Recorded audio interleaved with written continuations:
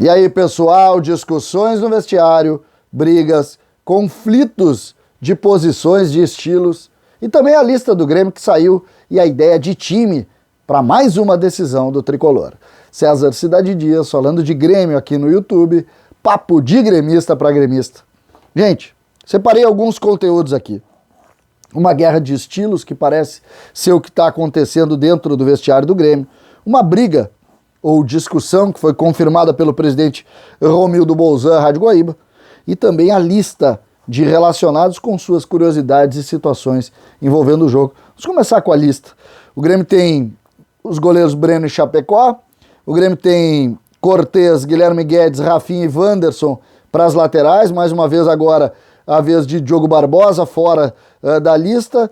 Os zagueiros, o Grêmio tem Walter Kahneman, Paulo Miranda, Rodrigues e Juan. Para volante o Grêmio tem Darlan, Lucas Silva, Sarará, Thiago Santos e Vitor Bobsin, que entra na vaga que Vijaçante acabou deixando indo para a seleção, mas Fernando Henrique então ficou atrás do Vitor Bobsin nessa escolha. Os meio-campistas Campas, Jean-Pierre e Jonathan Robert, né? O Jonathan Robert de volta, porque Everton acabou não sendo relacionado, então o Jonathan Robert voltou. E os atacantes Alisson, Diego Churin, Diego Souza, Douglas Costa e Ferreira. O Grêmio que parece ter uma dúvida, a gente vai falar sobre o time um pouco mais tarde, porque a discussão nesse momento dá conta de uma suposta guerra de estilos, né? Os jogadores teriam, segundo a imprensa, eu peguei basicamente o que foi dito pela imprensa nos últimos dias, e as discussões dão conta que, primeiro, houve sim algum bate-boca ou uma discussão um pouquinho mais áspera, sem vias de fato, sem nada importante, logo depois do jogo do Grêmio contra a equipe do Sport.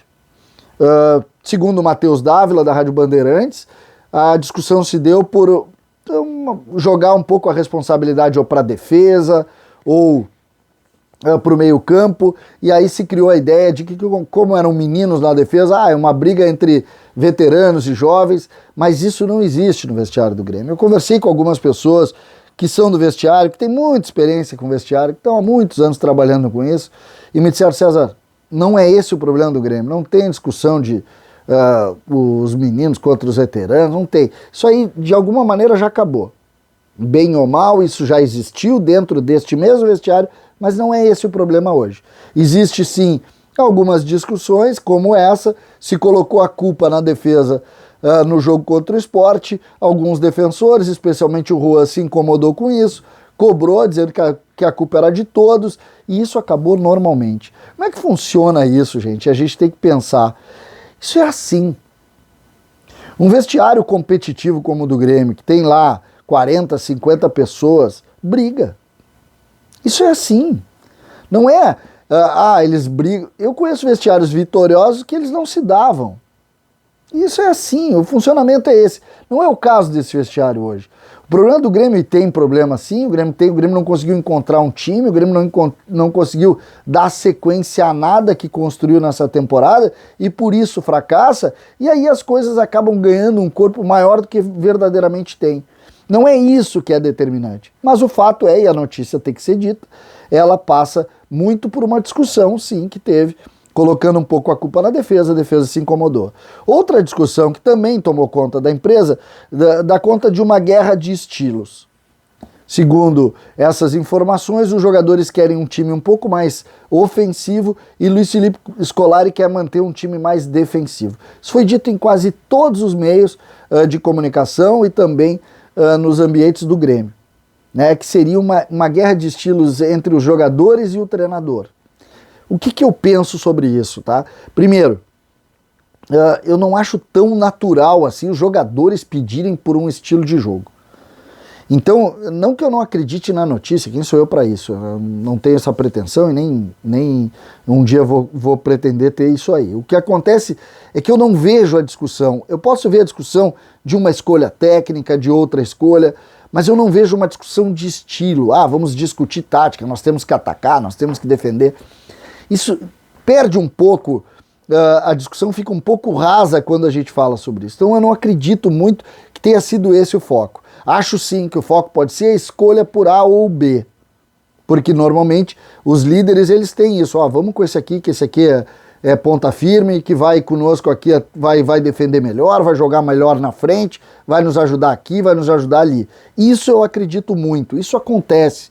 Os líderes vão chegar e vão dar a ideia do que eles pensam tecnicamente. Agora, o estilo de como jogar, não vejo que essa seja uma posição tomada por esse grupo de jogadores, principalmente, que também está se ambientando com o Grêmio, que também é relativamente novo dentro dessas situações. Por isso é que eu chego depois dessa situação para falar que o Grêmio promoveu reuniões.